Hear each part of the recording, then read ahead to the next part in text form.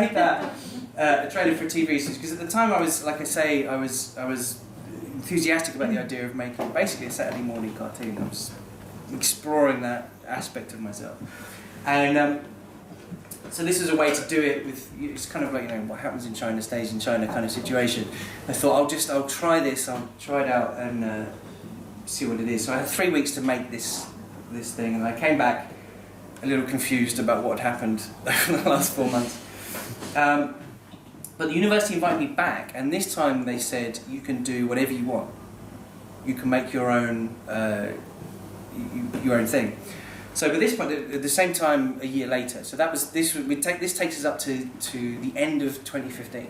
So literally last year, September to December. Oh, sorry, Tony. What about the viral shorts? Did they get made? Not at all. Oh, right. No. I'll show you the viral. They paid you the whole time you were there. They paid me the whole time I was there. Gave me no crew. I'll show you a picture of it. This is the university. One thing I forgot to mention. Here it is. This is the university and the campus. This is it being -30. This is where are we? Here we go. Now this. This is an ad campaign for an ornate door manufacturer that I was asked to be a part of. Ornate door manufacturers called Sibling Wood, which is the most... That's why they really brought you over. Yeah. Basically, it's a part of China where no foreigner would ever go. There's no reason to go there. So I stuck out completely. So somebody just stopped me one day on the street and said, "Do you want to do an advert?" And I thought they were asking me to make an advert. So I went for, they said, come to dinner and... Sorry, did they ask you in English? Actually, I forgot. No, they must have done it for a translator. Because I would have had someone with you. So they asked me to, and they sat me down, and we ate dinner.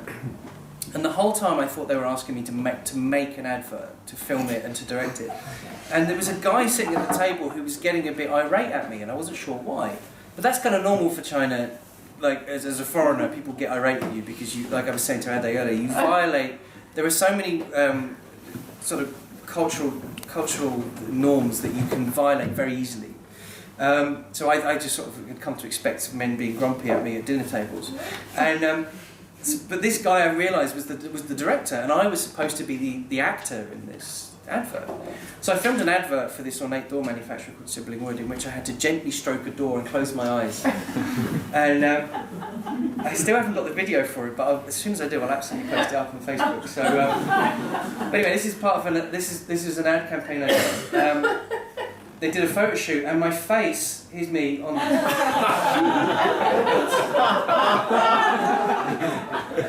So that photo for the Facebook page. Yeah, I'll put that up. Yeah. So when I went back the next year, my face was all over the city. And literally, you couldn't walk for 5 minutes without seeing me on a billboard. On bus stops, and there were bus stops. I have a photo. I was trying to look for it earlier. I can't find it. But there's a photo of me of a bus stop with me twice on the same bus stop. Just two adverts that are both exactly the same advert. So it's ridiculous. So it's a very strange situation. And I'll quickly, before I show the last, we've got 15 minutes. This is a guy called Yu Feng. His English name is Leonardo. And so when I first arrived in China, he was the first person. I was jet lagged. I came to my apartment and he sort of knocked on the door. His job was to liaise between the university and me. So he knocked on the door and he said, "Oh, hello, Mr. Tony. I'm here to take you out." Oh, fuck. So we went out and there was a sports day happening. Massive sports day. And the university was huge. It was thousands of students. So it was this enormous stadium, basically. And my job was to sit next to the leader of the university and the head of the military of that province of China. That province of China is the size of Western Europe. It's enormous. And the table was red velvet, and we were being served cappuccinos by scantily clad Chinese students at that university, which is another kind of culture shock for me. It was like you can't do that. You can't sexualise your own students for the sake of their. Do you know what I mean? You can't do it. But anyway, so so then I was, and it was during Freshers Week, basically, or Freshers in China, it was like Freshers 2 months. And Freshers 2 months in China, the freshers have to do military training. So they're all in urban camouflage. So I'm sitting at this sports event on behind a red velvet table, being served cappuccino by sort of cleavage people, and there are platoons of graphic designers marching past me, saluting me. And then this guy, Leonardo, tapped me on the shoulder and he said, "Are you ready?" I said, "What for?" He said, "You're going to be in a race." And I said, "What kind of race?" He said, "You're going to be in a relay race." And this was like a year and a half ago. I said, "Leo, why didn't you tell me this earlier?" And he said, "I'm telling you now." I said, "When?" He said, "Now, we've got to go now. I said, "But I was dressed like this. I had exactly the top on." And he said, "Don't worry, I've got a tracksuit for you." So he said, Jesus. So we ran to a toilet. I got changed, but he didn't have any shoes. So I was wearing deck shoes, like shoes designed for drinking like macchiatos. So I get onto the track and I said to him, "All right, this is a relay race, so where's the baton? Am I the first in the relay or am I picking?" And he said, "No, you're the first." I said, "Okay, well, can you go and get the baton?" And he said, "All right." So he went off. And meanwhile, because I stick out I'm the first European they've ever had at university, and I'm the first European that anyone has ever seen in that most people have ever seen. So the whole thousands of students are cheering my name, and I'm like I've spent the previous 15 years sitting down animating, eating Jaffa cakes. I'm not a runner, so I'm standing in this kind of grey outfit next to a guy in a frog costume because the cheerleaders are all frogs, obviously, because it's a frog-themed university. So eventually I'm thinking, where the fuck is Leo? This baton's disappeared. Then I hear someone running behind me and I look and I realise I'm clearly not the first in the relay because my apparent teammate is running and is kind of proffering this baton to me. So like, Jesus Christ. So the last time I was in a relay race, I was about 11 years old. So I'm kind of, so I look behind me and I try and, make the exchange, but completely fudge it up. So I do this baton and sort of I grab it and then peg it to the finish line. And what I realised, because I'm worried about the shoes, I'm worried that I won't be able to pick up enough speed with these deck shoes. But the problem with deck shoes is not picking up speed. The problem with deck shoes is stopping. So I'm running and I'm getting quite a fast speed, but then I start to stop when I see the finish line, but I can't because I can feel that I'm going to slide onto my arse. So the only way to stop myself is to run into a barrier with the chap took a picture of Doraemon, that Japanese thing.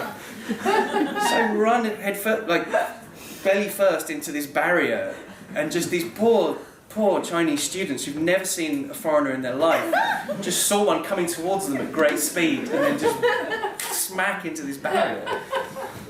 So that was the thing, and so I'm saying this so you can get a flavour of my experience there.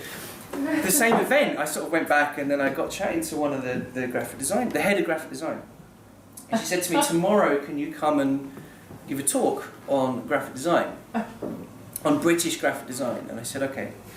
She said, just an informal thing. We'll sit down, we'll have some food, and you can talk to a couple of the teachers about British graphic design, so we can get more of an idea. Because this is an opportunity for us. We don't meet many British people.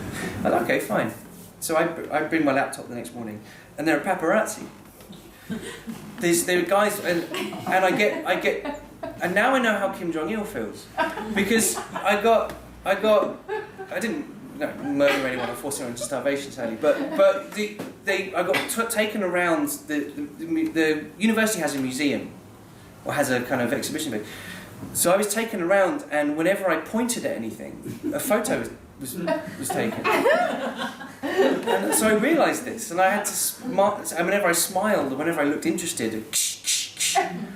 so this is very, very strange. And then they said, "Okay, now you can go and give the talk." So I thought, thank God. So they opened this door and it was a lecture theatre. It was a massive lecture theatre with 200 people inside, all the teachers in the whole university. And I was told I had to give a 2-hour lecture on graphic design to an auditorium of 200 people. So I did. Luckily, the translation is so terrible in that part of China that nobody knew what I was saying anyway.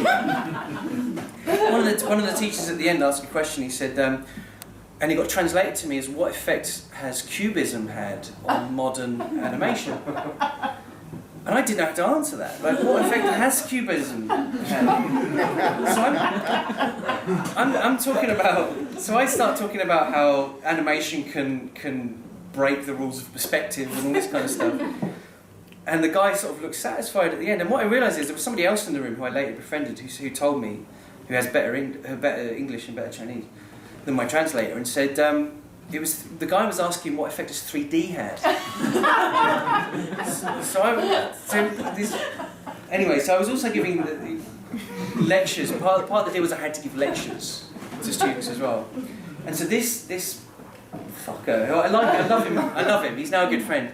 But he translated. I want you to see Leonardo's face. Look at him. He was translating for me, and he's during the lecture, and I realised that kind of certain jokes and things weren't going down at all, and I was saying things that weren't jokes and getting laughs. So I was a bit confused, and I came to the Q&A session at the end, and one of the students, a graphic design student, about 19 years old, and he said, "What advice do you have for young graphic designers?" And what I wanted to say to him was, you've got to make your decorative tendencies serve clarity. But I thought, how can I say that in simple English that can be translated quickly? So I said to the translator, I said,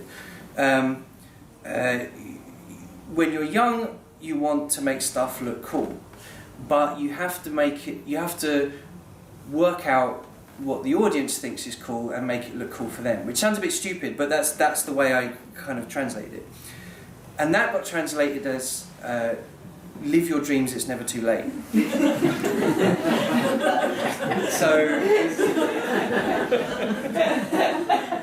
So anyway, so I arrived back after 4 months in this place.